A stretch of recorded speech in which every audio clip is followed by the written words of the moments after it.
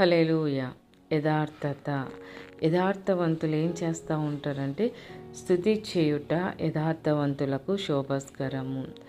వాళ్ళకి ఎన్ని ఇబ్బందులు వచ్చినా సరే, శ్రమల్లో వెళ్ళినా, సంతోషంలో ఉన్నా, ఏ మార్గంలో అయినా సరే వాళ్ళు దేవునికి అన్నీ అప్పగిచ్చేసి స్తుతి చేస్తూ ఉంటారు.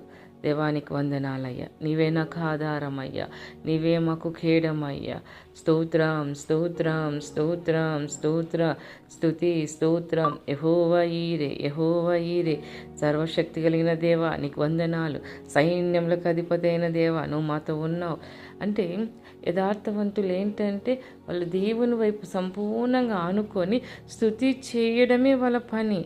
స్తుతి చేయుట అంటే యథార్థవంతులకు శోభస్కరం అంట.